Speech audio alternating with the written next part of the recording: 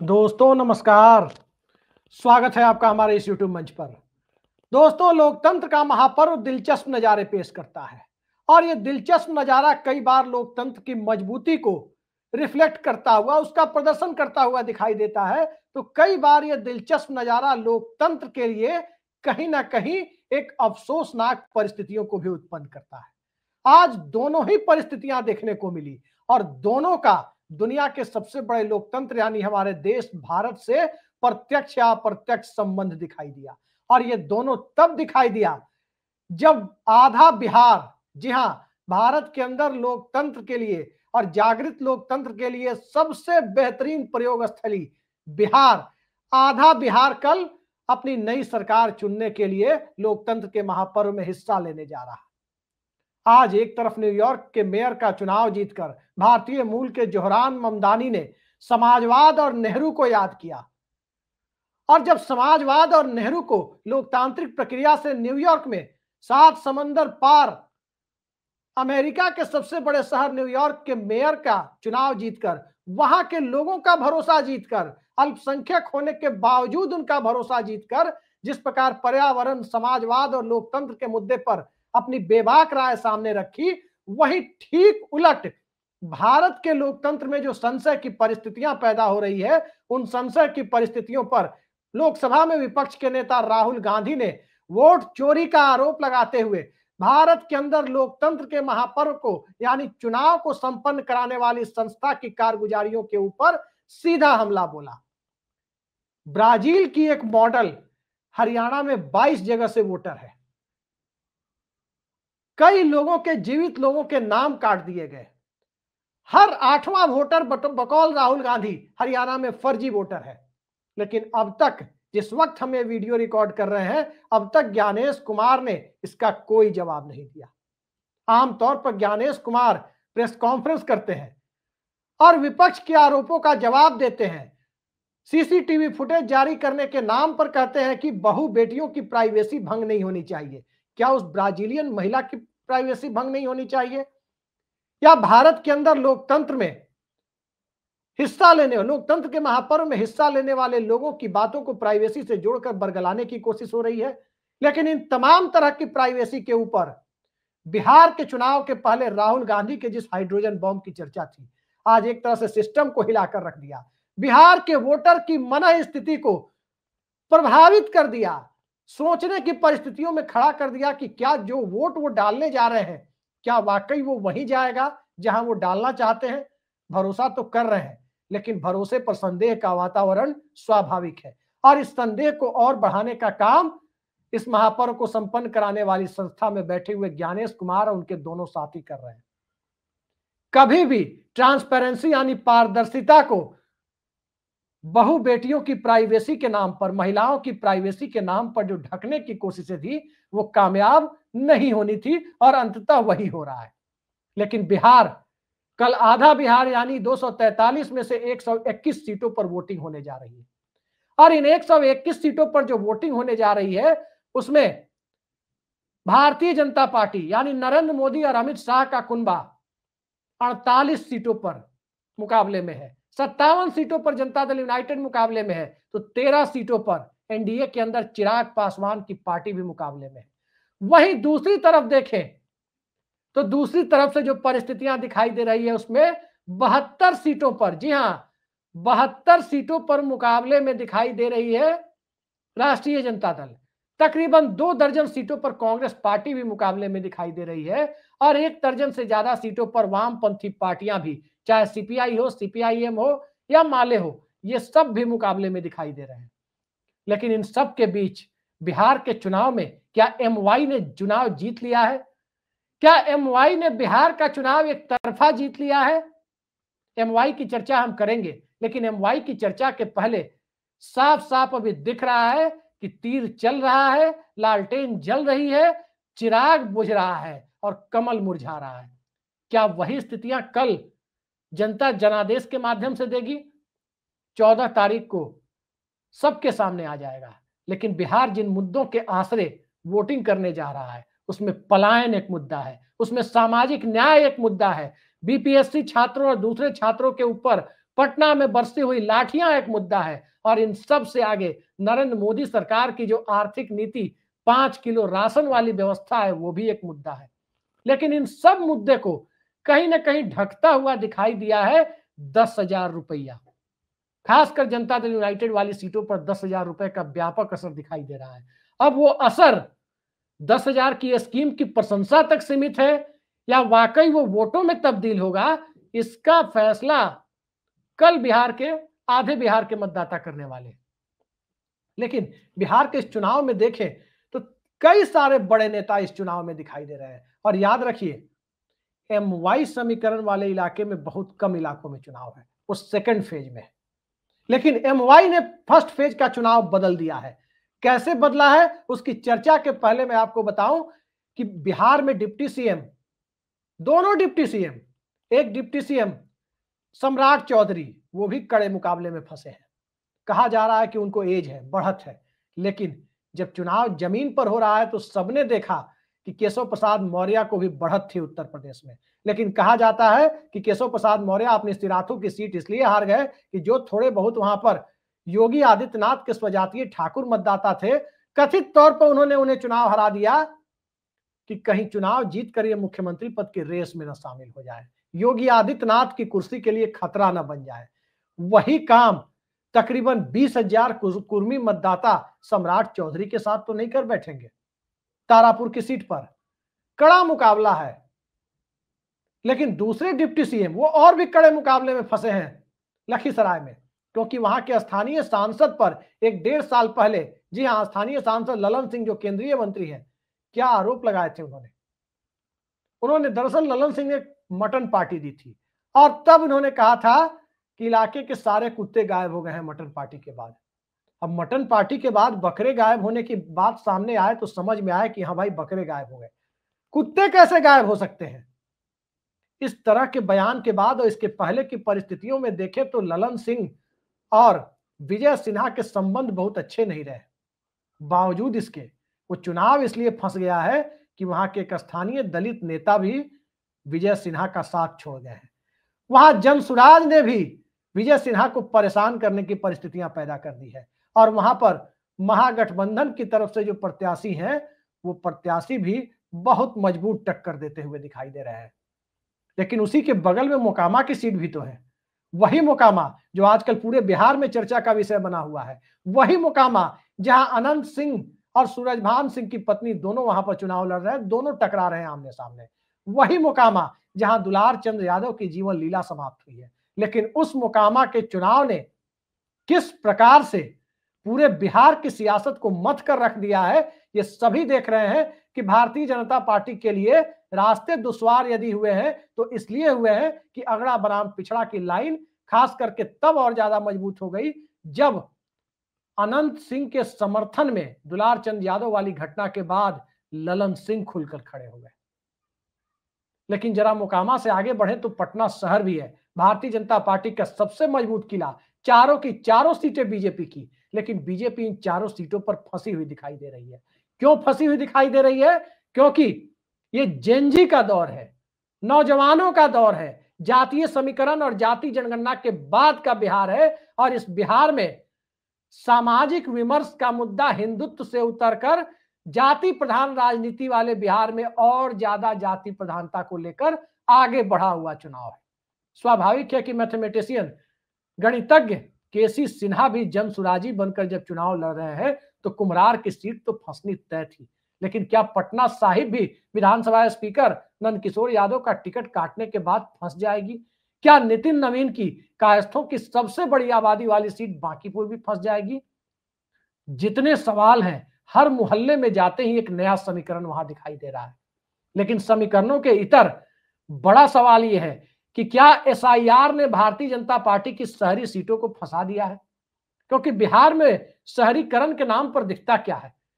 District headquarters, जिला मुख्यालय, और पटना के अलावा जिन बड़े शहरों को आप जानते हैं उसमें मोतिहारी, पूर्णिया, भागलपुर और गया को छोड़ दे तो बाकी लगभग तमाम बड़े शहर आपको इसी इलाके में दिखाई देंगे जहां कल वोटिंग हो रही है। और ये सब के सब भाजपा के गढ़ हैं। ज्यादातर भाजपा ने पिछली बार जीते भी थे। कौन कौन से शहर हैं? मुजफ्फरपुर शहर, भाजपा हारी थी, इस बार भी बुरा फंसी हुई है। पूरा मुजफ्फरपुर जिला जेडीयू गेन करती दिख रही है तो भाजपा नीचे गिरती दिख रही है। कल क्या होगा, हालात रात भर में बदल जाएंगे या नहीं बदलेंगे कहना मुश्किल है, लेकिन कमोबेश यही स्थिति तो दरभंगा की भी है, और खासकर दरभंगा शहर की, जहां मुकेश सहनी का भी प्रभाव है। और कहीं ना कहीं राज्य सरकार के मंत्री संजय सरावगी मैथिल ब्राह्मणों के आक्रोश का शिकार तो नहीं हो जाएंगे। पुष्पम प्रिया चौधरी वाली घटना के बाद आर.के. मिश्रा पूर्व आईपीएस अधिकारी के चुनाव लड़ने की जनसुराज का टिकट लेने के बाद, और उसके बगल में समस्तीपुर जिले में क्या होगा, जो कर्पूरी ठाकुर का इलाका है, जनता दल यूनाइटेड का एक बड़ा गढ़ माना जाता है, अति पिछड़ा राजनीति का एक बड़ा केंद्र माना जाता है। उस अति पिछड़ा इलाके में 10-10 हजार अपनी भूमिका तो नहीं निभा देगा। अब जरा इससे भी आगे बढ़ करके देखते हैं बेगूसराय। जी हां, वही बेगूसराय, दिनकर का बेगूसराय, वही बेगूसराय, कन्हैया कुमार का बेगूसराय, वही बेगूसराय, गिरिराज सिंह का बेगूसराय। और उस बेगूसराय जिले में क्या वाकई पहले वाली परिस्थितियां हैं? कभी लेनिनग्राद कहा जाता था, आज बिहार में भगवा राजनीति की के सबसे बड़े गढ़ों में से एक कहा जाता है। यहां तक कि ग्रामीण सीटों की छोड़िए, वहां तो कड़ा मुकाबला है।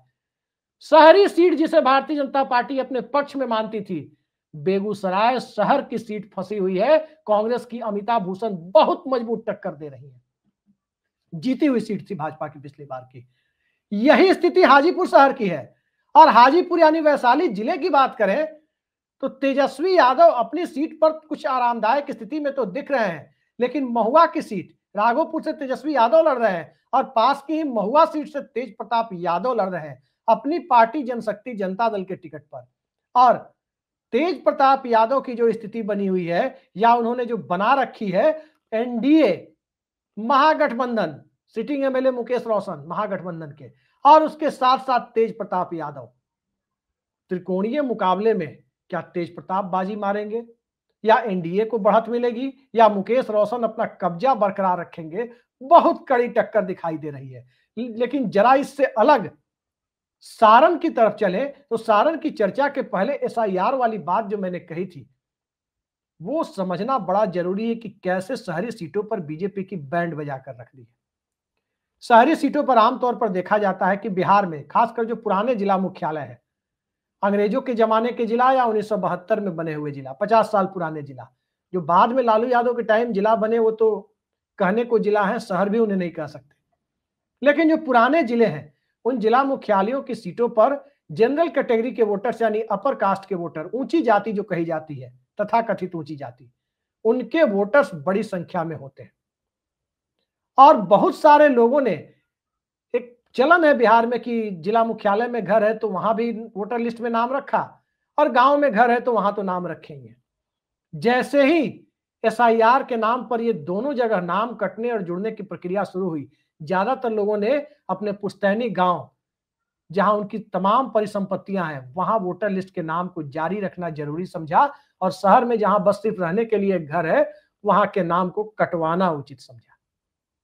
हालांकि सिर्फ इसके लिए एसआईआर नहीं हुआ था, राहुल गांधी के आरोपों में दम तो दिखता है, क्योंकि बिहार के कई सारे मतदाताओं को आज उन्होंने मीडिया के सामने पेश कर दिया कि किस तरह से उनके नाम काटे गए, डेलिबरेटली काटे गए, जानबूझकर काटे गए। उन लोगों ने कैमरे के सामने बताया, समूची मीडिया के सामने बताया। तो एसआईआर का एक पहलू यह भी है कि नाम भी काटे गए, और 2 नाम जिन लोगों के थे वो भी हटे हैं। लेकिन किसी एक व्यक्ति का भी नाम यदि वोटर लिस्ट से कटता है जो उचित मतदाता है, तो ये गंभीर किस्म का अपराध है। और ज्ञानेश कुमार को इस अपराध को सार्वजनिक तौर पर स्वीकार करते हुए कल की वोटिंग के पहले उन लोगों की वोटिंग का इंतजाम करना चाहिए, अन्यथा फिर ये लोकतंत्र कूड़ेदान में डालने वाली प्रक्रिया का हिस्सा ही ये मतदान बन जाएगा। कोई मतलब नहीं जब कोई लेजिटिमेट वोटर वोट डालने से वंचित रह जाए, लोकतंत्र में अपने अधिकार के प्रयोग से वंचित रह जाए, और प्रयोग से ज्ञानेश कुमार की कारगुजारियों और कारनामों की वजह से, उनके एसआईआर की वजह से वंचित रह जाए। अब छपरा सीट की तरफ चलते हैं। छपरा सीट की जो स्थितियां हैं, छपरा की बात यदि करें तो खेसारी लाल यादव, भोजपुरी फिल्मों के कलाकार खेसारी लाल यादव ने छपरा सीट पर भारतीय जनता पार्टी का जो गढ़ रही है वहां बहुत बुरी तरह से भारतीय जनता पार्टी को मुकाबले में फंसा रखा है। और कहा जा रहा है कि खेसारी लाल कहीं अंततः बाजी न मार ले जाए। राष्ट्रीय जनता दल से लड़ रहे हैं, लेकिन खेसारी लाल से आगे बढ़े तो सिवान में मंगल पांडे की स्थिति भी कोई आरामदायक स्थिति नहीं है। पूर्व विधानसभा अध्यक्ष अवध बिहारी चौधरी अब भी वहां बढ़त में दिखते हैं। कल तक बढ़त में दिखेंगे, हालात बदल जाएंगे, कह नहीं सकते, लेकिन बढ़त में तो दिख रहे हैं। हाँ, बगल के जिला मुख्यालय गोपालगंज में भारतीय जनता पार्टी थोड़ी कंफर्टेबल स्थिति में, आरामदायक स्थिति में जरूर है, क्योंकि कांग्रेस पार्टी से वहां के स्थानीय कार्यकर्ता बता रहे हैं कि चूक तो हुई है, और इसके अलावा लालू यादव के रिश्तेदार लोग भी वहां पर बसपा और दूसरी पार्टियों से चुनाव लड़ते हुए दिखाई दे रहे हैं। लेकिन पूरे गोपालगंज जिले को यदि देखें तो मामला 50-50 का ही दिखाई दे रहा है। तो इन परिस्थितियों में आरा और बक्सर की चर्चा क्यों छोड़ी जाए? आरा और बक्सर की भी स्थिति यही है कि भारतीय जनता पार्टी वहां पर बहुत टफ सिचुएशन में है। आरा में विधायक का टिकट अमरिंदर प्रताप सिंह का टिकट काट के संजय सिंह टाइगर को टिकट दिया गया, लेकिन टाइगर फंसा हुआ है। टाइगर फंसा हुआ है तो तय मानिए कि बिहार में भारतीय जनता पार्टी शहरी सीटों पर फंसने का उससे बड़ा इंडिकेटर कुछ हो नहीं सकता। बक्सर में भी जनसुराज ने भारतीय जनता पार्टी के आनंद मिश्रा को फंसा रखा है, पूर्व आईपीएस। कांग्रेस की सिटिंग सीट है, लेकिन शहरी सीटों पर भारतीय जनता पार्टी के फंसने का जो सिलसिला है वो कोसी इलाके में सहरसा की सीट पर भी है, जहां पूर्व मंत्री मैथिल ब्राह्मण समाज के बड़े नेता आलोक झा भारतीय जनता पार्टी के वो फंसे हुए हैं, और उन्हें फंसा रखा है आईपी गुप्ता ने, इंडियन इंक्लूसिव पार्टी। जी हां, तत्वा ताती पान समाज की पार्टी आईपी गुप्ता फिलहाल वहां बढ़त लेते दिखाई दे रहे हैं। कल तक बढ़त पे रहेंगे कि नहीं रहेंगे कहना मुश्किल है, क्योंकि यही रात अंतिम, यही रात भारी। ये साफ दिखाई दे रही है कि बिहार में, आधे बिहार का फैसला करने में शहरी सीटों पर भारतीय जनता पार्टी की सांसें फूल रही है। शहरी सीटों पर अगर बीजेपी की सांसें फूल रही है तो ग्रामीण इलाके में बीजेपी का क्या हाल होगा, इसका खुद ही अंदाजा लगाया जा सकता है। और ये परिस्थितियां गंभीर तब हो जाती हैं जब जनता दल यूनाइटेड का वोटर, नीतीश कुमार का वोटर ये सोचने लगे कि चुनाव के बाद भाजपा वाले नीतीश के साथ खेल तो नहीं करेंगे, नीतीश कुमार को एकनाथ शिंदे या शिवराज सिंह चौहान की तरह हटा तो नहीं दिया जाएगा मुख्यमंत्री पद से, पर्ची से कोई नया सीएम तो नहीं निकाला जाएगा। दरअसल बिहार की परिस्थितियों को समझने वाले लोग इस बात को जानते हैं कि आज राहुल गांधी बिहार के अंदर महादलित समुदाय के बीच एक आकर्षण का केंद्र जरूर है, अल्पसंख्यकों की पहली पसंद जरूर है। ठीक इसी तरह अति पिछड़ा वर्ग के बड़े हिस्से के बीच, लौकुश समाज के बड़े हिस्से के बीच, पसमानदा मुसलमानों के बड़े हिस्से के बीच और महादलित वर्ग के भी एक ठीक ठाक हिस्से के बीच नीतीश कुमार जज्बाती रूप से जुड़े हुए बताए जाते हैं। और नीतीश कुमार की कुर्सी पर यदि खतरे की बात आएगी, और वो भी भारतीय जनता पार्टी की तरफ से, तो भारतीय जनता पार्टी की 48 सीटों में 40 सीटें भी फंस सकती है। क्या होगा कोई नहीं जानता, लेकिन संशय के वातावरण के बीच अब तक नीतीश कुमार को भावी सीएम के तौर पर घोषित नहीं किया जाना, 25 से 30 फिर से नीतीश की बात पर नरेंद्र मोदी और अमित शाह का मुहर नहीं लगाना, विधायक दल के द्वारा मुख्यमंत्री चुनने की बात कहना, जिस प्रकार से संशय के माहौल को जन्म देता है, इसी संशय के माहौल में MY फैक्टर बिहार का सबसे बड़ा फैक्टर बन जाता है। MY बिहार के चुनाव का फैसला करने जा रहा है। MY जिधर चुनाव उधर, MY ही बिहार में चुनाव जिताने जा रहा है, जिसको जिताए। अब MY का मतलब मैं राजद वाले MY की बात नहीं कर रहा हूं, मुस्लिम यादव समीकरण की बात नहीं कर रहा हूं, क्योंकि उसके बूते राजद मजबूत लड़ाई तो लड़ती है लेकिन चुनाव जीत नहीं पाती। लालू यादव जब चुनाव जीतते थे तब वह गरीबों के नेता थे, हर वर्ग के गरीबों के, अगड़ा पिछड़ा, दलित, महादलित, अल्पसंख्यक, किसी भी वर्ग का गरीब हो वो लालू यादव को अपना नेता मानता था।